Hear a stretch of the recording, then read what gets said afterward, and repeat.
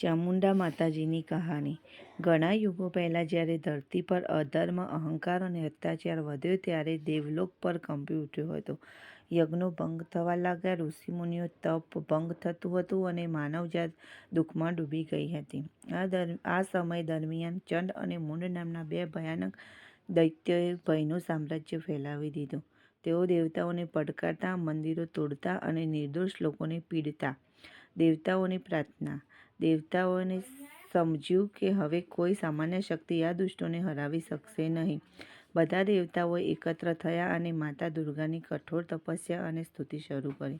હે જગત જનની, અધર્મનો નાશ કરો, ધરતીને બચાવો, એવી કરુણ પોકારથી આકાશ ગુંજી ઉઠ્યું. માતા ચામુંડાનો પ્રગટાવ.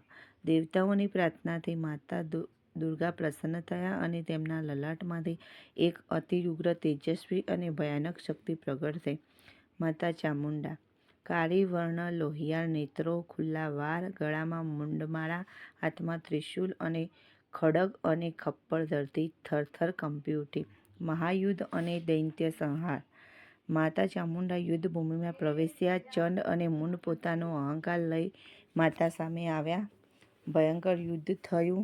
આકાશમાં અગ્નિ વરસવા લાગી, ધરતી કંપી ઉઠી, દિશાઓ અંધકારથી ઢંકાઈ ગઈ અને માતા ચામુંડાએ ચંડનો ત્રિશૂળથી સંહાર કર્યો.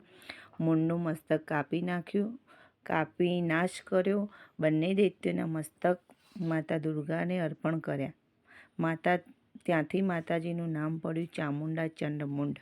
દેવતાઓનો આનંદ. દેવતાઓએ પુષ્પવર્ષા કરી, ઋષિમુનિઓએ માતાની સ્તુતિ કરી. ધરતી ફરી શાંત થઈ, ધર્મની સ્થાપના થઈ.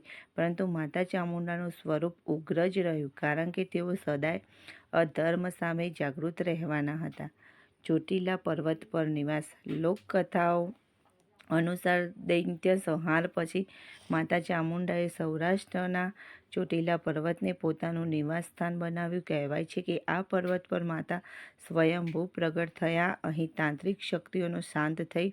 આસપાસના પ્રદેશની રક્ષા માતાએ સ્વયં લીધી. ત્યાંથી ચોટીલા શક્તિપીઠ સમાન પવિત્ર ધામ બન્યું. જાગૃત માતા અને રાત્રિ મહિમા. લોકવિશ્વાસ છે કે ચામુંડા માતાજી રાત્રે વિશેષ જાગૃત રહે છે. અમાસ, નવરાત્રિ, મંગળવાર, શનિવાર સાચા ભક્તની પોકાર તરત સાંભળે છે. અનેક ભક્તો કહે છે કે માતાએ સ્વપ્નમાં આવી માર્ગદર્શન આપ્યું છે. ભક્તોની અઢળક શ્રદ્ધા. સદીઓથી રાજાઓ યુદ્ધ પહેલાં માનતા રાખતા. સામાન્ય લોકો પગપાળા ચોટીલા ચઢે છે. જય ચામુંડા મા. ચામુંડા માના નાદથી પર્વત ગુંજે છે. રોગ, શત્રુ, ભય, સંતાન સુખ માટે માતાની માનતા પ્રસિદ્ધ છે.